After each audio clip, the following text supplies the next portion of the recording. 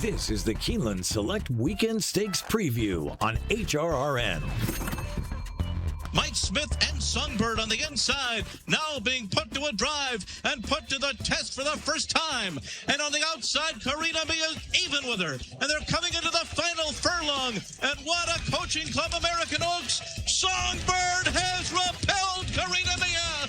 Songbird has opened up a 3-length lead. Karina Mia has been left behind. Songbird has whistled past the graveyard of champions, winning the Coaching Club American Oaks by 5 lengths over Karina Mia. And then it was Floridora and Mo d'Amour. Her final time was 1 minute 49.56 seconds. Now here's Bobby Neuman and Angela Hermann. Good evening. Welcome to the Keeneland Select Weekend Stakes Preview here on the Horse Racing Radio Network. I'm Bobby Neuman along with Angela Hermann. We've got a dozen races taking place around North America this weekend that we are going to discuss tonight, including the 2026 version of the Grade 1 Coaching Club American Oaks. It's going to be a good renewal of the Oaks, too. Features a rematch between Counting Stars and, of course, Always a Runner. And they get to go into some pretty fortunate circumstances, I'd say, going against each other. It looks like a race that they'll both like, and they both, drew fairly well. Counting Stars has the rail. We'll talk a little bit more about it, but good to see those two square off again. Well, Saratoga usually takes center stage this time of year, so let's start at Saratoga. They actually have 2 graded stakes on their Saturday card, the first of which is race number 9 tomorrow. It's the Grade 2 A.G. Vanderbilt. 4-year-olds and up going to sprint 6 furlongs on the main track. We've got a field of 8. The real big ones in the sprinting world are not in this race. The Englishmen's aren't here. Of course, T.O. Elvis isn't in the country right now. You've got horses like Bookham Dano that are not in this race. Ben Tornado's on the sidelines right now. But a real group of up-and-comers that are trying to take that next step up to Grade 1 level are competing. We have a field of 8, and the morning line favorite is number 8, Built. And there are going to be a couple of defections out of here. I believe Mike Welsh reported that the 2, Crazy Mason and the 4, Just Beat the Odds, are both going to be scratched from the Vanderbilt, and that changes a lot of things from a pace standpoint. I'm glad that you touched on the up-and-comers because that's what we really see in this group. You see some horses who have flashed the brilliance that would put them in this category in the past, but not really put it together with a solid win like this sprinting.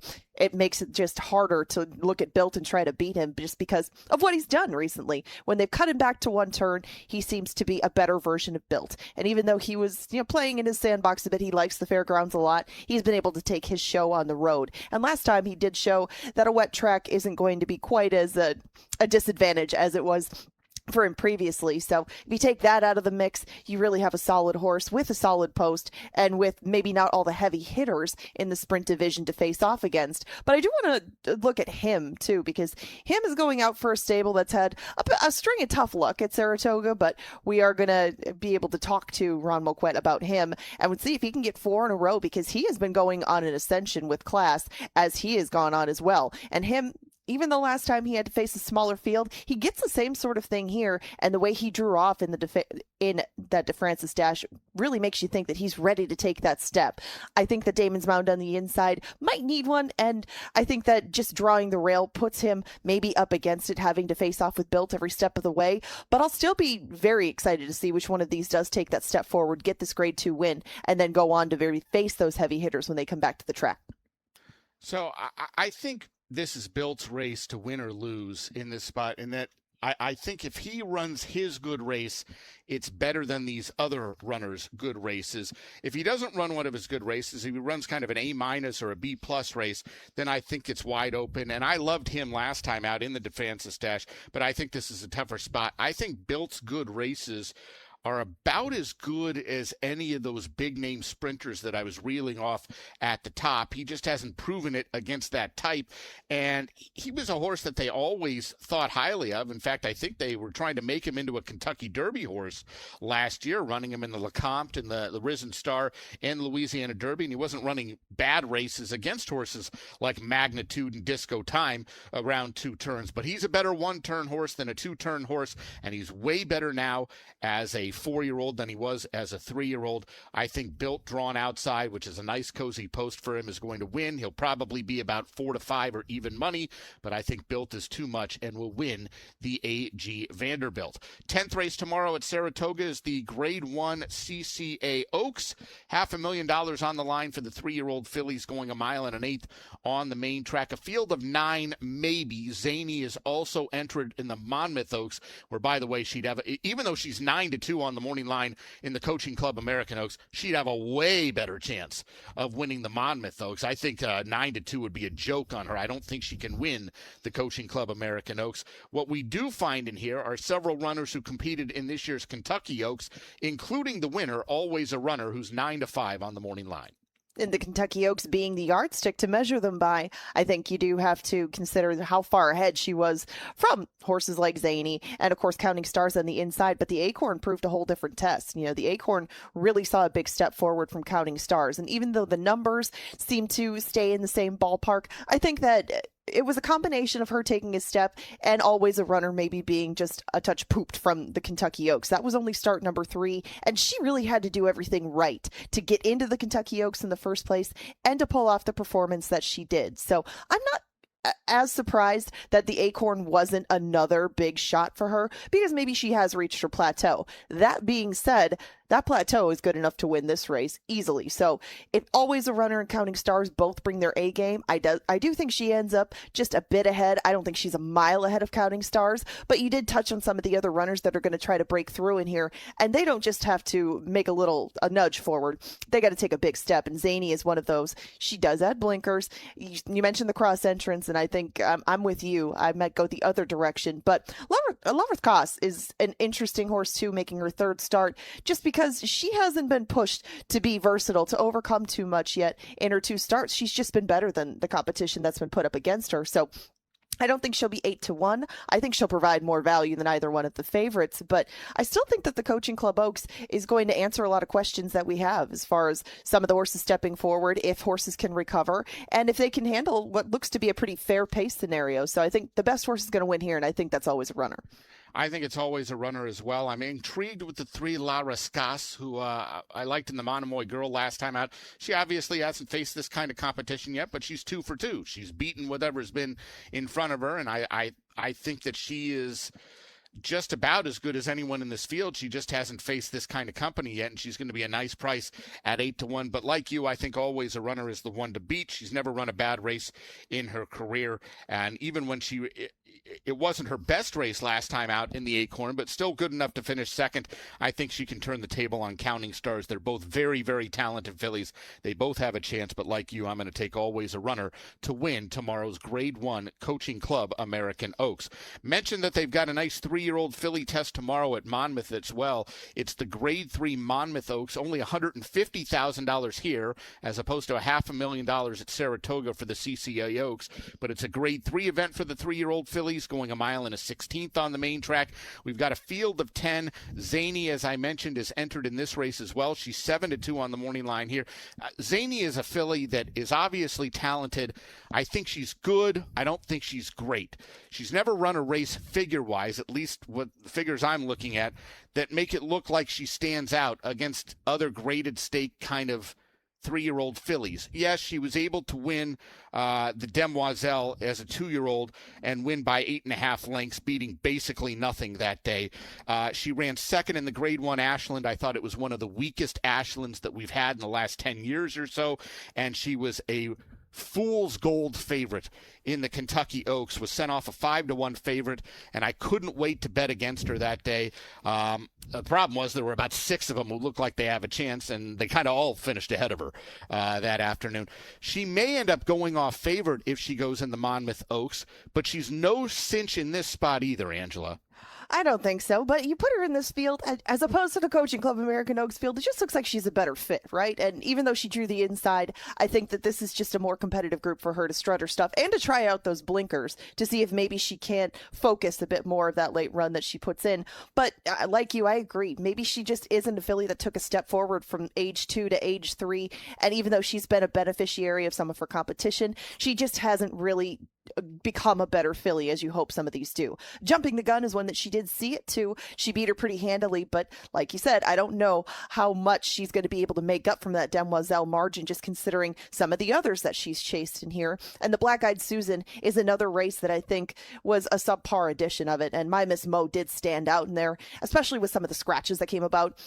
In the Black Eyed Susan, I believe there was one or two, but My Miss Mo really stood out, got control of the pace, and they really let her get the ideal circumstance in there. I'm a bit against her in here. I think that there's some other speed, like the Pashminas, maybe even Zany with the blinkers on can stay a bit closer. Bodacious Bay, that will make life difficult for My Miss Mo, should she take a lot of money in here. Bodacious Bay is interesting just because she's never tried a fast track. She's only had to run on muddy or sloppy surfaces, and no matter what's been thrown at her in that respect, she's handled it. But she's handled it against maidens. Point of Reference is another horse who will probably take some money in here, but she's taken the low road to get to this spot, and really I expected a better effort out of her in the Monomoy Girl. I thought she would make that more of a race down to the line.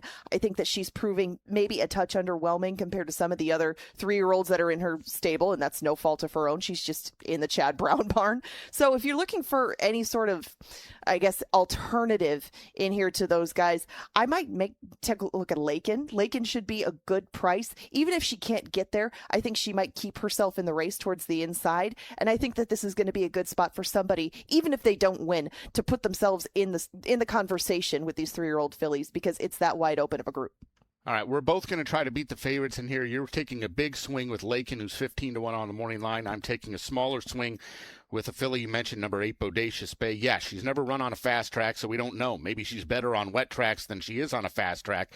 But I do know this. She's headed the right direction, and the races she's run on wet tracks, to me, look like they're every bit as good, if not better, than the fillies in this field in the Grade 3 Monmouth Oaks. 9-2 on the morning line is a fair price for a filly that's headed the right direction and looks very versatile. She's shown that she can pass fillies or run well from a pace pressing standpoint.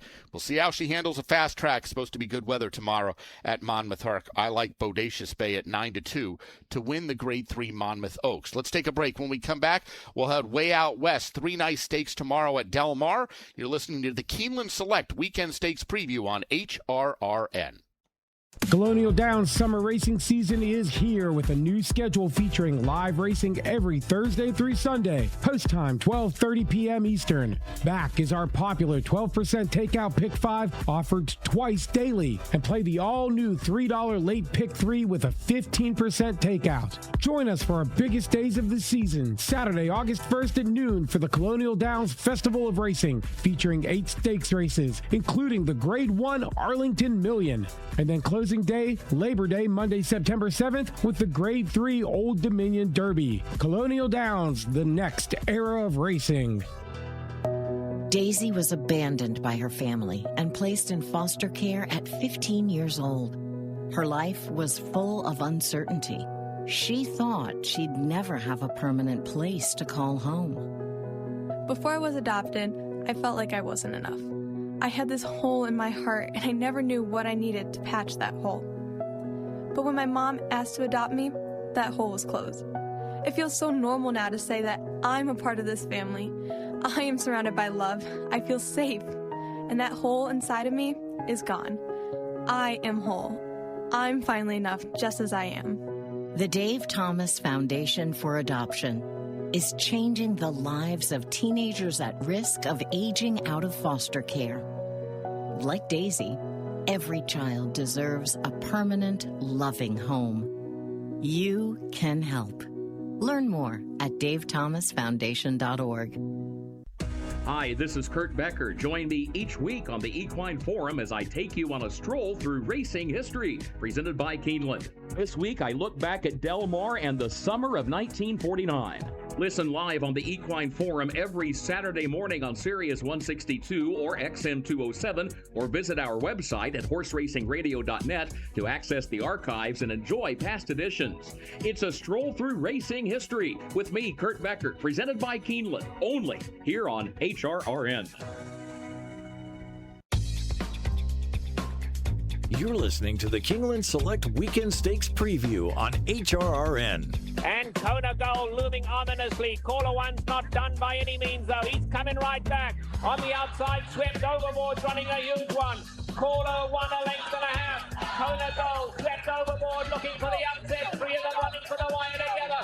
Caller one, Kona Gold, all hard. Just look at this guy. Kona Gold has done it again. Kona Gold from Caller one swept overboard, and Hollycomb was fourth. Trevor Denman on the mic for the 2001 edition of the Grade 1 Bing Crosby, won for the second straight year by the great Kona Gold. This year's Bing Crosby is the featured event tomorrow where the turf meets the surf. Welcome back. Keeneland Select Weekend Stakes Preview here on the Horse Racing Radio Network. Bobby Neuman, Angela Hermann. Let's get out to the Del Mar action. They've got 3 stakes on their Saturday card, the first of which is race number 3. It's the Osunitas fillies and mares here going a mile on the turf. We've got a field of 8 and an interesting morning line favorite in number 2, Sakara Sands. First time in the country after racing exclusively over in the UK. When we last saw her last year, Angela, she was running well at times against some pretty good fillies over there.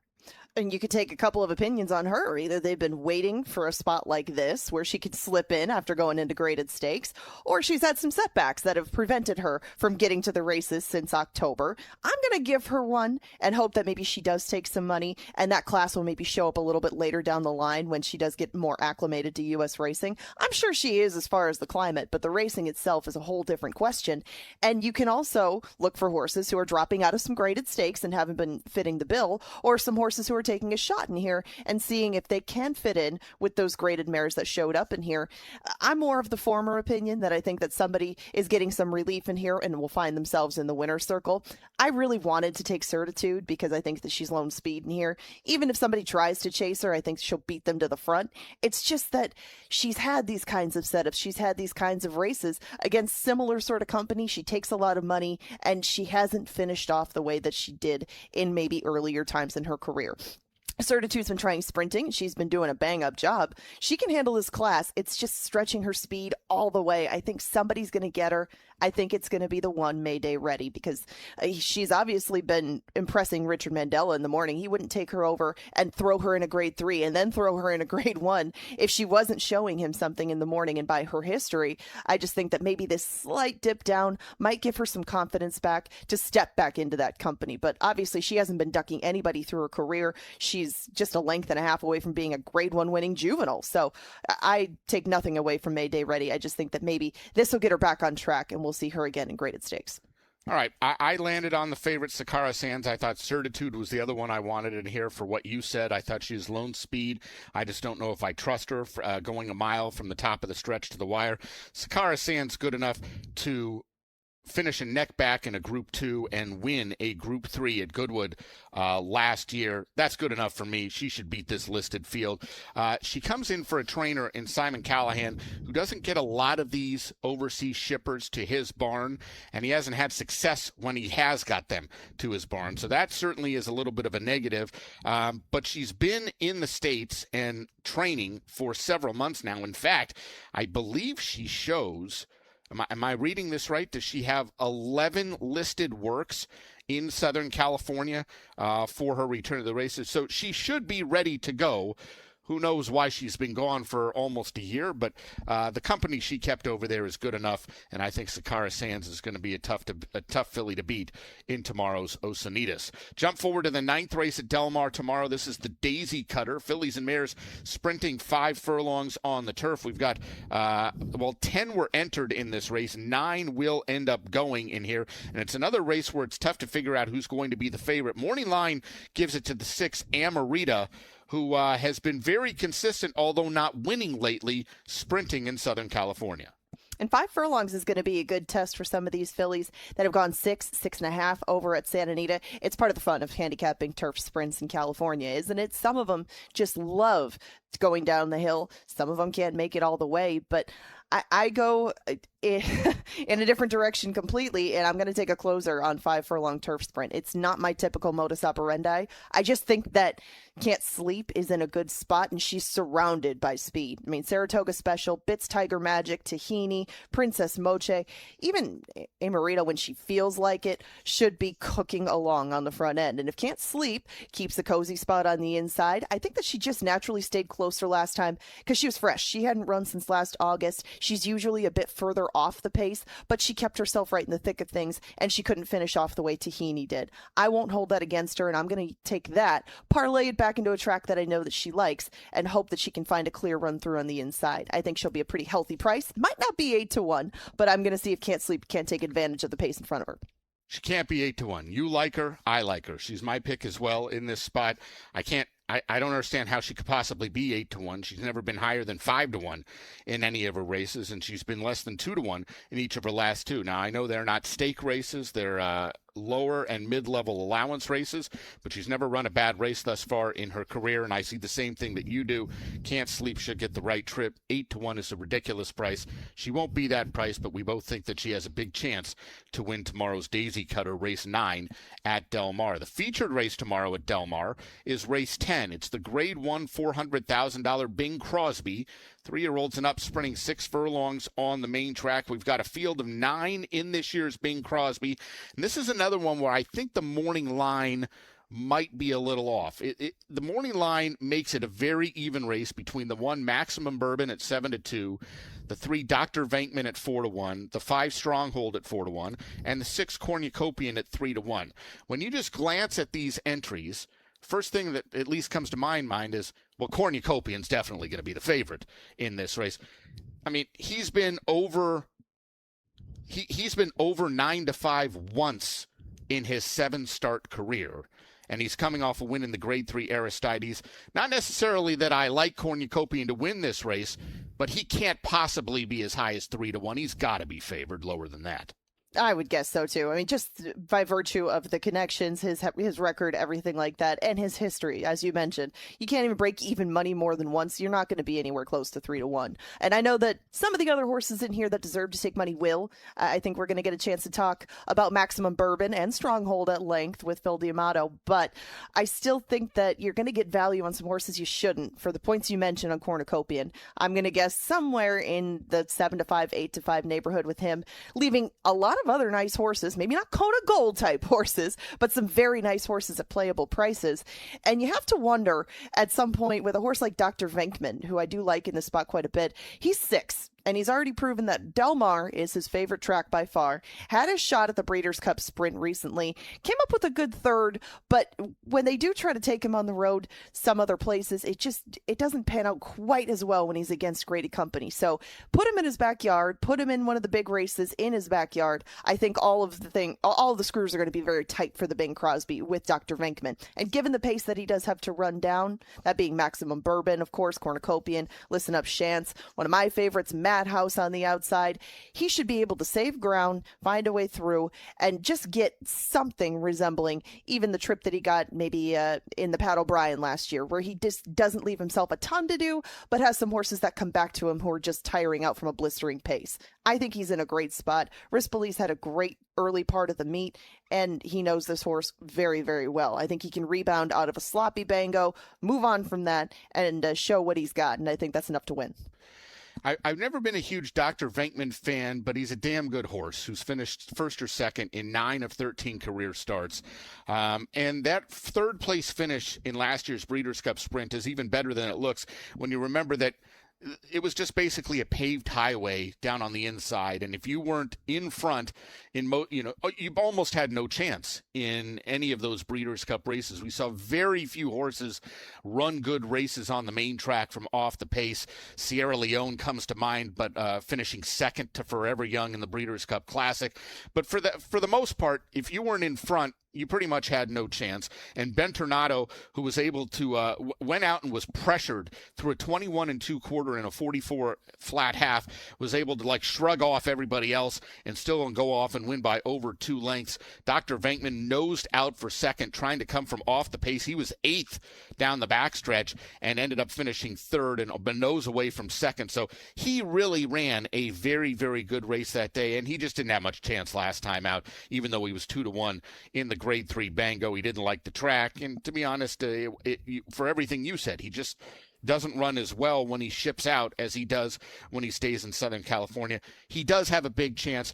I like number 5, Stronghold. I have no negative things to say about Cornucopian, no negative things to say about Maximum Bourbon. They're damn good horses. But Stronghold is a horse to me that I always thought was going to be a really, really nice horse. He's another one that they thought was, well, he was actually a Kentucky Derby horse. It's not that they tried to make him a Kentucky Derby horse. He won the Santa Anita Derby, and he was 35-1 and ran 7th in the Kentucky Derby behind Mystic Dan. And then he went on to run good races, although not win in races like the Malibu and the Pennsylvania Derby and the Indiana Derby. To me, he's a better sprinter than a router. And he's a horse that can lay close enough to be in contention, even though they're only going 6 furlongs. I think 7 is better for Stronghold, but he obviously likes it at Del Mar. He obviously likes it sprinting. 4-1 is a fair price. I think Stronghold has a big, big chance to win tomorrow's Grade 1 Bing Crosby. I believe this is a win-in-your-end race for the Breeders' Cup Sprint. Yes, I believe that it is. And I think that whoever comes out of this race, even if they don't go, I mean, they're going to set up a good prep for somebody else who comes out of this race. It's just going to be one of the more contentious ones. We talked about the Vanderbilt as opposed to the Bing Crosby.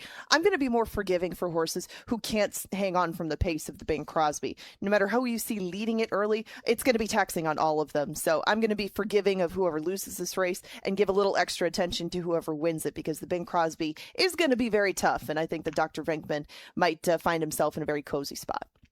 All right, let's take another break. When we come back, 3 nice graded stakes north of the border at Woodbine tomorrow. This is the Keeneland Select Weekend Stakes preview on the Horse Racing Radio Network. I always tell people I was the luckiest guy in the world. I wanted to be an Army man or a fireman, and I got to do both. As a firefighter, my job was about saving lives. I never thought one day I would be fighting for mine. After spending his career answering the call to save others, Ken was diagnosed with ALS. Now he's facing his biggest battle, for more time. For 70 years, Muscular Dystrophy Association has been answering the call to help people live longer and more independent lives. MDA means to me hope. MDA is leading the way for people living with ALS, muscular dystrophy, and other neuromuscular diseases by accelerating research, advancing care, and advocating to empower families like Ken's. I wouldn't be living as good of a life with ALS if it wasn't for MDA. MDA is helping people live stronger and love longer. Learn more at mda.org today. Small cell lung cancer can affect anyone, not only smokers. The good news is early lung cancer screenings can detect small cell lung cancer before it spreads, when the disease is most treatable. Join Stand Up to Cancer and Jazz Pharmaceuticals to raise awareness of small cell lung cancer and accelerate the pace of research. Ask your healthcare provider about screening options that might be right for you or a loved one. Visit standuptocancer.org/lung to learn more. Want to get the latest HRRN content directly on your computer or mobile device? Then subscribe to our podcast using the Podbean app or Apple Podcasts. Just go to hrrn.podbean.com on your computer and click follow, or download the Podbean app and search HRRN. You can also find us on Apple Podcasts and listen to our latest episodes anytime. Don't miss a thing. Subscribe to our podcasts today. You're listening to the Keeneland Select Weekend Stakes preview on HRRN. Colonial Flag. Sky Dreamer on the outside is just 3.5 lengths off the lead now, and Blue Heart starts to accelerate out wide for Alex Solis, and they're inside the quarter pole. Palpation is making a move, and down on the inside, trying to find some more is Action on Two, and now on the outside, Evil Kitten, and here comes Colonial Flag for Joe Rocco. Colonial Flag and Evil Kitten. And to their inside is Action on 2. Colonial Flag will win the Ontario Colleen. Finishing second, Evil Kitten. Run for Row third, and Poetic Kid fourth. Dan Loisel on the call. Grade 2, or rather Grade 3 Ontario Colleen back in 2012, won by Colonial Flag, and this year's Ontario Colleen, one of 3 graded stakes tomorrow up at Woodbine. Welcome back to the Keeneland Select Weekend Stakes preview here on HRRN. Bobby Neuman, Angela Hermann. Before we get back to the stakes action, it's time for the Blood Horse News Update and a look at the top headlines from bloodhorse.com.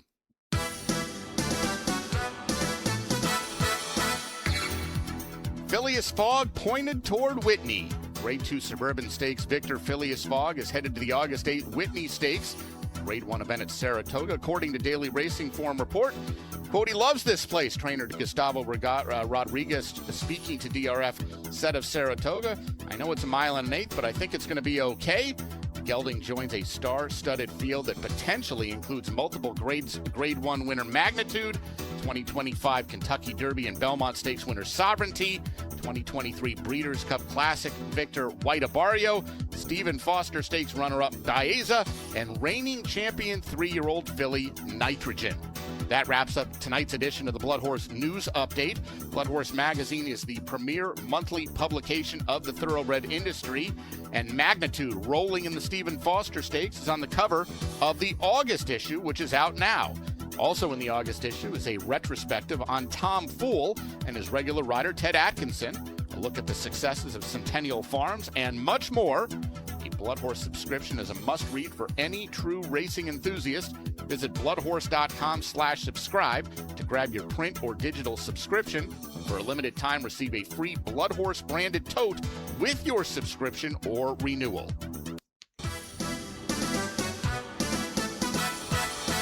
That is shaping up to be one hell of a Whitney Stakes, and now we know there's going to be some pace in the race. So Magnitude might have been the only speed going in, but he probably isn't as fast and doesn't want to lead as bad as Phileas Fogg does. I don't know if Phileas Fogg's good enough to hold off the Magnitudes and Sovereignties and White Abarrios and Nitrogens of the world. That's going to be one heck of a race 2 weeks from tomorrow. And what a treat that we get to see another race to look forward to. You got that with the Stephen Foster a little bit earlier in the year. A lot of horses pointing to the Whitney, and horses with good chances. This isn't plan B for a lot of them, so the showdown shall be a good one. Well, plan A for a lot of 3-year-old fillies in Canada, especially those who want to run on the turf, is the Grade 3 Ontario Colleen, which is the first of 3 graded stakes tomorrow up at Woodbine. It's race 8 on their card. And once again, a mile on the inner turf course. Nice field of 9 gathering in this race. Miguel Clement's got a pretty good shipper in Bandiagara, who won the Penn Oaks in her lone start in this country. That was following some good efforts in France to begin her career. It rolls off the tongue a little bit, Bandiagara, and I think that she should get a pretty similar trip to the horse that I like a little bit more in here, just because there's some upside. I see that you could take a step forward with the favorite. Miguel Clement obviously has a filly who he's found the right level for. Maybe not going into the grade 1s yet, but work your way up to it, and this is a good step to work your way forward. Because you do have some horses in here who have made their hay sprinting, or they've made their hay on the main track, or both, and there should be some pace for her to run at. But I think the same holds true for second-time starter Aretha from Kevin Attard's stable. I know that it was a very slow maiden race. Yes, she won it first out. They crawled along. She finished up north of 146. However, she did that, I thought, with a very good mind. I thought that she was willing to wait. She was willing to stay towards the inside. She'll need that in the Colleen, and she's moving over to the turf. But she had been working on the turf prior to that debut. It really seems like this is a spot that they've had in mind for more than just a little while. And Aretha does have that 2-turn experience. She's cutting back a little bit in distance. I just think that she's going to fit all of this, and she could be maybe 9-2, 5-1, something like that. You're going to get attention going to Smexy towards the outside, because obviously you have to take the Wild Applause out of the equation. A lot of horses are going to be forgiven for that performance, but she was only a length away from Bandiagara when they last faced off at Penn. That race prior at Gulfstream, she blew it at the start. I think that she should naturally find herself closer. It's just that she's going to lose more ground than the inside 2 that I previously mentioned. I think that Happy Destination, empty-handed, maybe even Slipper stretching out could set something up, but I think that the deep closers like Dakota Minnesota Blue, Brat Pack towards the outside, might be up against it, as opposed to a horse like Aretha that's just going to need to find a way through and do so at a price. So I'm going to see if she can't make start 2 a winning one and go 2 for 2 with a bit of an upset. All right, I like the pick there. I lazily ended up on Bandiagata. I thought she looked good in winning the Penn Oaks. I don't know what that field was behind her. I never know what those Penn Mile and Penn Oaks fields really are, and especially when they run on a turf course sometimes that seems to be bogged down. It was not this year. It was a firm turf course, and she was flying home and gets Lasix for the first time in her career in the Ontario Colleen. Somebody's going to have to step up to beat her if she runs that kind of race again. So I'll take Bandiagata. I don't love the price, but I think she's the one to beat in the Grade 3 Ontario Colleen. 9th race at Woodbine tomorrow is the Grade 3 Hendrie. Fillies and mares going to sprint 6.5 furlongs on their synthetic main track. We've got a nice field of 9 in this race, and slight favorite on the morning line is number 6, Regan's Flame. And you have a few from Mark Cassie's stable, and admittedly 6.5 furlong sprints on the main track at Woodbine. Not something that I've watched regularly, and I know that there are specialists at it, so I give them a nod, but I'm going to take a horse who has not tried that sort of thing, and that's the outside running Time to Dazzle. She is, again, one of the 3 from Mark Cassie's stable, but I think the other 2 are going to show a lot more speed, and I'm not as sure about 6.5 with them as I am with her, because she has been facing a bit shorter field, or a bit shorter races, and a little bit shorter fields, like in the Unbridled Sydney, but she has been making up ground at the end of those. And when you see the 6.5 furlong races from last year, it does give you a bit of hope, even though they were at Kentucky Downs, that she is looking for a bit more distance, and they had the confidence to send her over to Saudi Arabia. So obviously Time to Dazzle was doing some good things in the morning to start off her 5-year-old campaign. It just hasn't followed through in the afternoon. So getting up to this spot and getting down to a Grade 3 instead of some of the toughies she's faced recently, she just has to find a way to beat Creed's Gold. But I think the extra furlong might put things into her favor. And even though I don't expect these two to be that different on the board, I think that neither one of them is going to be an unplayable price. So with that thought in mind, I use Time to Dazzle and American Women just to her inside with her, because this one has proven that she likes the main track and that she can keep herself in the race, not give herself too much to do, and be a fair price. I'm staying outside in the Hendrie, but I think that there's some value to be found with those two. There is. I picked Creed's Gold in this spot simply for the fact that she's the defending champ. It was her lone try on the synthetic track up at Woodbine, and somehow she went wire to wire that day. She's not a front-running type of a mare. She just ended up on the front end through a 22-4, 45 and 1 fractions, and she's not going to slow down. She likes to come from a little bit off of it, and they let her get the lead. She's not going to get the lead this time around. There's a lot of other early speed in here, but I think she's going to fall into a good trip, and I think she's going to get her second straight win in the Hendrie, and the defending champ should be tough at 3-1 on the morning line. 10th race on the card is the Grade 3 Trillium. These are fillies and mares going 1 1/8 on the synthetic main track. Nice field of 9 in this race as well. We've got a 9-5 morning line favorite in the Jonathan Thomas trainee Rashmi. And she might just be better than all of these and run them off their feet. I just saw enough speed from Lupa and from Hurricane Claire that maybe she wouldn't be lollygagging along on the front end. And not that she needs to. She can come from just off it, so she has that additional weapon in her holster. But I thought that Fantastical might have just found the right amount of pace to finally get over the hump. You can see some second place finishes recently have been good, but not good enough. So put her at 1 1/8 and put her on this sort of track. I think that she might be able to get close to Rashmi. It's going to take a heck of an effort for her to beat her. None of her wins have been dominant for quite a while, and Fantastical has done most of that good work on a synthetic track. You can see a lot of seconds on the grass, including those 2 most recent ones. I just think that Shifty was a good enough yardstick where I think she's been hanging with these sorts. Fantastical was close to her. I just think that 3-1 is about as best I'm going to get. I didn't see much creative in this group. I think that the real contenders have made themselves known, and they do all have Rashmi to run down. It's not going to be easy. Okay, I think that number 7 Design has a huge chance in this race and is too big of a price at 8-1 on the morning line, especially considering she ran against a lot of these in each of her last 2 starts and ran very well against them at odds of 5-2 and 3-1. So I don't know why she would be 8-1 on the morning line. She likes to come from off the pace, and to me, there looks like there's some speed in this field. So I'm going to look for Design to get the right trip and to come rolling home and perhaps take the Grade 3 Trillium at a nice price. She is 8-1 on the morning line. Let's take our final break. When we come back, 3 more stakes to discuss. This is the Keeneland Select Weekend Stakes Preview on the Horse Racing Radio Network. Colonial Downs summer racing season is here with a new schedule featuring live racing every Thursday through Sunday. Post time 12:30 p.m. Eastern. Back is our popular 12% takeout pick 5 offered twice daily. And play the all-new $3 late pick 3 with a 15% takeout. Join us for our biggest days of the season, Saturday, August 1st at noon for the Colonial Downs Festival of Racing, featuring 8 stakes races, including the Grade 1 Arlington Million. And then closing day, Labor Day, Monday, September 7th, with the Grade 3 Old Dominion Derby. Colonial Downs, the next era of racing.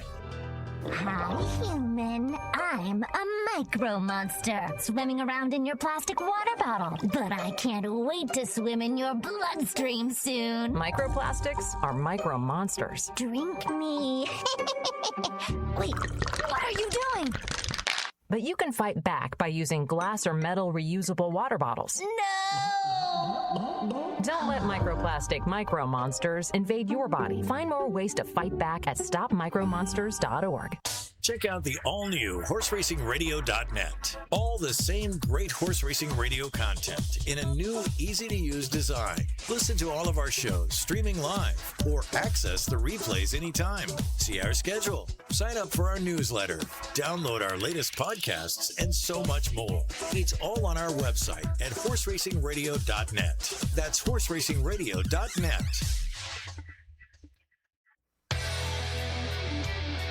You're listening to the Keeneland Select Weekend Stakes Preview on HRRN. It is Tar Heel Mom, the leader. Beat the Blues second as the field turns for home. The half was 45 1/5 seconds.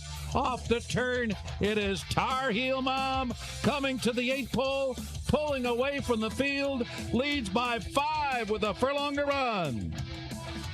Then Beat the Blues and Champagne Doro, all behind the classy and consistent Tar Heel Mom. She scores here by almost 6 lengths at the end. Beat the Blues was second and Champagne Doro third. Of course, that was the voice of Tom Durkin. The race was the 2011 edition of the Grade 2 Honorable Miss, won by Tar Heel Mom. This year's Honorable Miss is the Sunday feature up at the Spa. Welcome back to the Keeneland Select Weekend Stakes Preview here on the Horse Racing Radio Network. Bobby Neuman, Angela Hermann. Before we get to that Sunday action, one more Saturday race to discuss. They actually have a few minor stakes on the card tomorrow at Colonial Downs. We're going to look at race number 8. It's the $100,000 Love Sign. Fillies and mares sprinting 6 furlongs on their main track. Looks like a pretty evenly matched field of 8 in this spot. And number 7, Anna Karina, is the 2-1 morning line favorite. The Love Song is one, or the Love Sign, sorry, is the one that you would have to watch the cross entries, because the outside 2, Anna Karina and Outrageously, both scratched out of a race at Delaware to go into this one.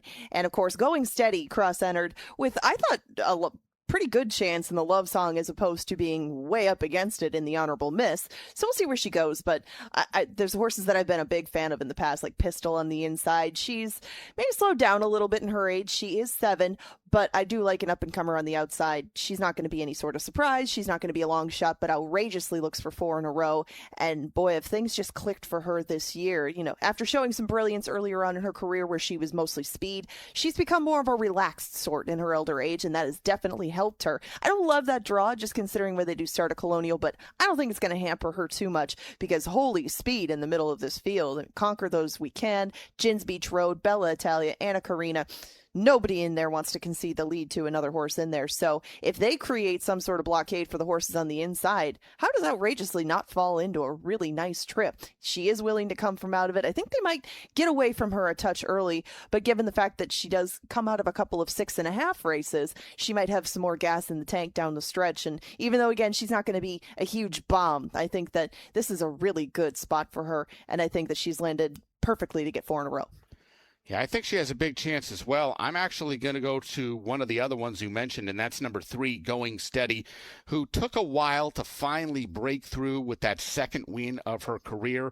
Her last 2 races, which are 2 off a layoff and 2 of only 3 as a 4-year-old, to me are way better than what she showed early part of her career. She wasn't nearly this good speed figure-wise as a 2-year-old or a 3-year-old filly, but her 2 starts since coming off a layoff as a 4-year-old have been very, very good. I know she didn't win by a whole lot against other than competition last time out, and she's shortening up from 7 to 6, which may not be great for her, but she's versatile, and I think that her last 2 races are as good as anyone else in this field, and because, she has a kind of a muddied up rest of her career, she may be a little bit of a bigger price than she should be. 8-1 on the morning line is too high. I think Going Steady has a much better chance than that. I think she's got some pace to run at, and I think she can win at a nice price in the Love Sign, race 8 tomorrow out at Colonial. 2 graded stakes Sunday that we are going to discuss. The first one is that Grade 2 Honorable Miss up at Saratoga. It is their 8th race on the Sunday card.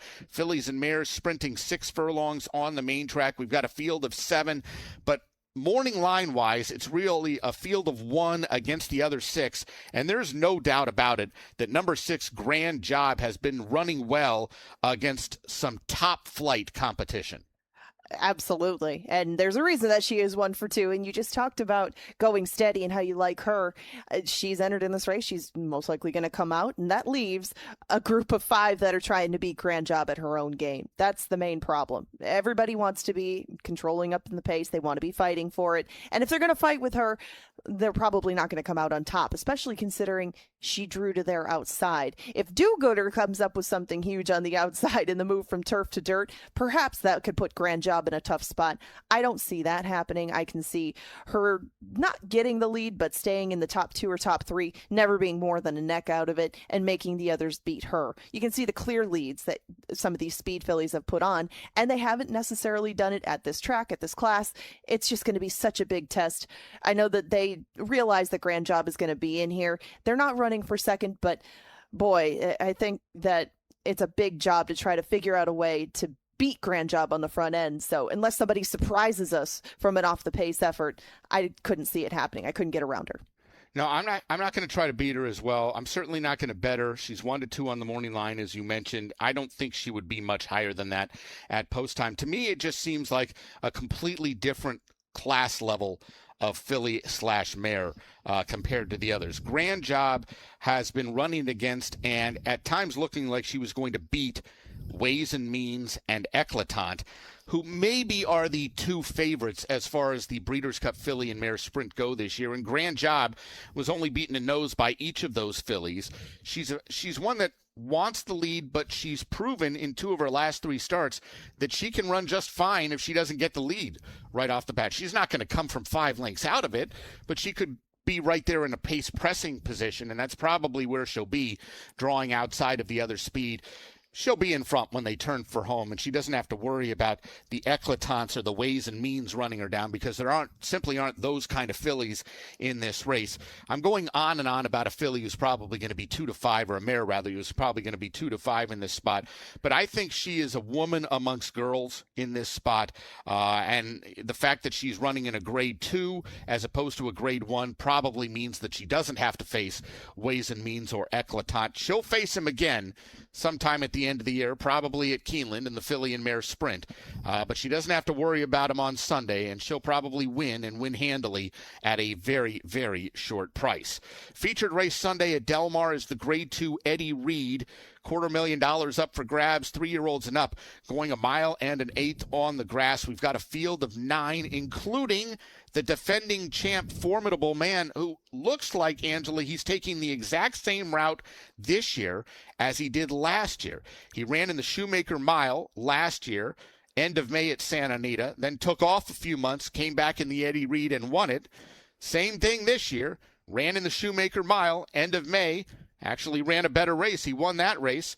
Comes back after a couple months, lures Johnny V out to ride him. He will very likely be the favorite. He does precious little wrong, and you mentioned Formidable Man following a blueprint that's worked for him in the past and getting towards the outside. how do you trap him in anymore? Formidable Man should be able to press the pace from wherever he chooses. And you do have the 2023 winner of this in here too, but Gold Phoenix, since that time, has definitely established himself as a different kind of horse, a marathoner that's looking forward to the Del Mar handicap, you could imagine. And Gold Phoenix has been running well enough, but been running longer where his stablemate looks a touch more formidable to try to upset Formidable Man in here. The Almendarez hasn't been out since May, but he's been working awesome leading up to this, and he wasn't that far behind Formidable Man. It's just that he's been behind him a number of times. So in taking that show in different spots, trying to defeat him from even further off the pace recently, it just hasn't worked. And finding him in the same sort of freshness, I mean, they both exit the Shoemaker where he had a fair shot at him. I just didn't think that this would be enough time or enough circumstance to reverse their fortunes. It's too good a race for Formidable Man. It follows too much in the pattern of success in the past, where the outside horse, I think, mi Hermano Ramon would be an interesting player in here, just because he's at times shown a race that could run with Formidable Man. He just doesn't always do it. But Del Mar is one of his favorite spots. He's a fresh horse, and he might go eyeball to eyeball with Formidable Man the whole time. I would not be surprised if Hernandez just follows him around the track and tries to make a race of it down the stretch. But no matter how you slice it, they all have their work cut out for them trying to beat Formidable Man. Yeah, I don't think he's a cinch in this spot, but I think he's the one to beat in this spot. And I think the horse you mentioned second, Almendarez, is the likely one to beat him. Are we selling Cabo Spirit short? I mean, there's no doubt about it. He is the only speed in the race. The problem is he's been the only speed many times in the past, and he's another one that has not been able to figure out how to hold off Formidable Man. And he was only a length away from him last year in this race. So respect that. But even going over to Santa Anita, I would find that a little more friendly to his style than Del Mar. Even though it's been a good track for him in the past, just he's got even more time off than Almendarez or Formidable Man, and he's to their inside. I don't see how things go differently today. And as time goes on for both of these, I think the fact that Cabo Spirit's a couple of years older isn't going to help him either. Cabo Spirit's got some races way in the rearview mirror that I think could probably put a scare into Formidable Man, but maybe not these days. All right, we're both going to take Formidable Man. Not real creative there, but we think that he's a very likely winner for the second straight year in Sunday's Grade 2 Eddie Reed. That's 12 races. Time now for the Keeneland Select Best Bets. This is the Keeneland Select Best Bet. All right, Angela, where are you headed? It's not usually the case where we agree on my best bet, but I really like Can't Sleep in the Daisycutter. I think that she's found plenty of pace to run at, and I think that she breaks through with that stakes win tomorrow. All right. Well, we both agree that Can't Sleep has a big chance in that race. Not going to be my best bet. My best bet's going to go in the first race we discussed, the Grade 2 A.G. Vanderbilt, race 9 tomorrow at Saratoga. I think Built is just better than this field, and especially if there are some horses that come out. Certainly, I respect horses like Damon's Mound and him, who I made a little bit of money of in the De Francis Dash last time out. But I don't think they've faced horses like Built, and I think Built is right there on the precipice of really challenging to be at the top flight as far as sprinters go. He's working his way back in. He was a horse that they thought was going to be a router early on in his career, and he ran just fine going around 2 turns, but he's another one. He's kind of like Stronghold to me. He's done well routing, but I think he's better sprinting, and his good sprint races to me are better than this field can handle. He's 8-5 on the morning line. He's probably going to be closer to even money. I think I bet him at even money. I think Built will win the Vanderbilt race 9 tomorrow at Saratoga. Speaking of tomorrow, Angela, I know you and Mike have a huge edition of the Equine Forum on tap from 8 to 11 a.m. Eastern time. According to what Mike sent me, you guys are going to be speaking with West Point Thoroughbreds Terry Finley, talking about counting stars in the Coaching Club American Oaks. Trainers Ron Moquette and Phil D'Amato going to join the show, looking ahead to their runners in the weekend stakes races as well. And trainer Lindsay Schultz looking back at Baby Vino's historic upset in the Grade 1 Haskell. James Scully going to be on the show, giving people 3 races to watch in this week's Triple Play. Kurt Becker takes you on his weekly stroll through racing history presented by Keeneland. And Dale Romans and Tim Wilkin debate the sport's hottest storylines on I Ask, They Answer, presented by the University of Louisville Equine Industry Program in the College of Business. Should be another fun 3 hours for you two tomorrow, Angela. I would think so. You got to take a look at the past, wrap up what happened last weekend, and then, of course, take a look to the future and get the word straight from the horse's mouth. Like you said, we are going to talk to Phil. We're going to talk to Terry. We're going to talk to Ron because they all bring very different entrants to the table. You got to get a feel for how everybody is doing because the summer can be so much different than the last time we talked to them about any kind of horse. And I want to get the thoughts on the summer meets coming up too and get the thoughts on Counting Stars, where the horses might go in the future. So we have plenty to discuss and plenty to handicap, but it'll just be a little cherry on top for what we're putting together today because we will talk about a lot of the horses that you and I have discussed tonight, and I'll have to get back to you with some of the notes that we put together, but it's always good to get their perspective on things, and we seem to get a good conversation going every Saturday. And I'm really looking forward to hearing from trainer Lindsay Schultz. She's somebody that I really had never heard anything, from her until this past week with Baby Vino upsetting everyone in the Haskell. I know Baby Vino was a surprise to me in getting the job done. Certainly looked great in winning the Pegasus a few weeks prior, but I didn't think that he was good enough to beat Further Adu's and the Pumas of the world, and he beat them handily in the Haskell. He is really an up-and-comer, and it's really just a wide-open 3-year-old year. Baby Vino is obviously headed the right direction, but to me, there isn't. Last year, I think we all kind of agree that Sovereignty and Journalism were steps ahead of everyone else as far as the 3-year-old routers went on the dirt here in America. This year, despite the fact that Golden Tempo won the Kentucky Derby and the Belmont, I think you'd say that it's a very evenly matched 3-year-old crop. And this is another one of those items that we do debate every so often in the equine forum. How is this 3-year-old class shaping up, maybe to comparative 3-year-old classes around it? Because it seems like every week somebody new is throwing their name into the equation. And I know that Baby Vino was a horse that showed up very positively on Thoroughgraph, but you take different elements like that, like different rating systems, a sloppy track, a horse that's headed in the right direction. It's just the time of year where you can catch some of these horses on the come. That's what we're trying to do, right? And you get horses that are stepping out of optional claimers. They're going into stakes. The Osunitas is a great example of where you take the horses that are taking a step down versus the ones that are trying to make that step forward, like a Baby Vino. So we can get the scoop from her as to how he has progressed that quickly and how he's really taken the step forward to put his name in the conversation for who's the best 3-year-old out there. That one, I think, is a race that's going to come right down to the line, and it's going to be even more a product of how they square off against their elders, how they hold up through the year, because against each other, they seem to have taken turns. Yeah, and I think the easy thing for people to say is that this is a bad crop of 3-year-olds. I'm not 100% sure that that's true. I think it's a very evenly matched crop of 3-year-olds. I don't think there are any that right now stand above the rest. I'm sure Chad Brown is just shaking his head every time he sees these results, thinking, I can't believe Paladin got hurt. This horse beat every one of these horses and all this stuff. And, and you could say the same thing about Ted Noffey, who unfortunately we have not got to see yet as a 3-year-old. It's a really exciting, and especially if you like to play the races, fun wagering crop of 3-year-olds, because what happens one Saturday has almost no bearing on what's going to happen 3 or 4 weeks later when we see that horse again.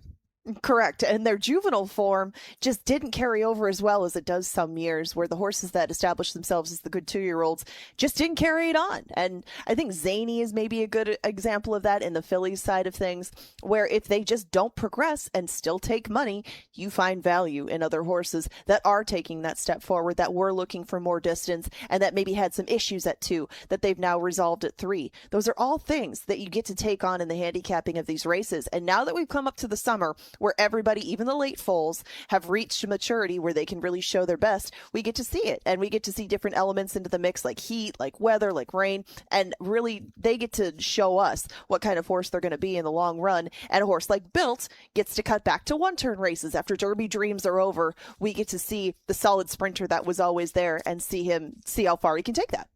All right, last thing I want to ask you, since we have about another minute or so. I asked this to James Scully yesterday, asked this to several of the callers on the call-in show. Switching gears and looking at the best sprinters in the country. We were talking about Built, we're talking about Cornucopian and Stronghold, and obviously we've got some great stakes coming up this weekend. The real top flight sprinters, the ones who will be favored going toward this year's Breeders' Cup if they stay healthy, are the horses like Ben Tornado, the defending champ, Bookham Dano, last year's Eclipse winner, T.O. Elvis, the monster winner of the Churchill Downs Sprint, and then the 3-year-old Englishman. Not asking you who you think is the best of those. If they ran the Breeders' Cup Sprint now, who would be favored in that race?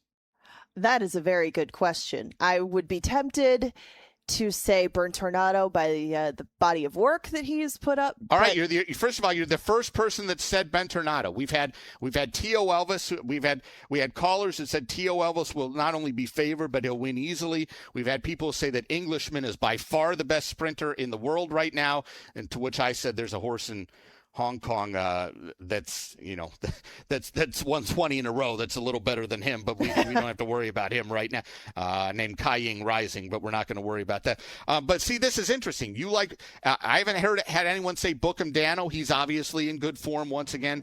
The Breeders' Cup Sprint, no matter who you like in this race, is shaping up, and we're not even counting the horses that are running in the Bing Crosby or in the Vanderbilt. The Breeders' Cup Sprint is going to be one heck of a race.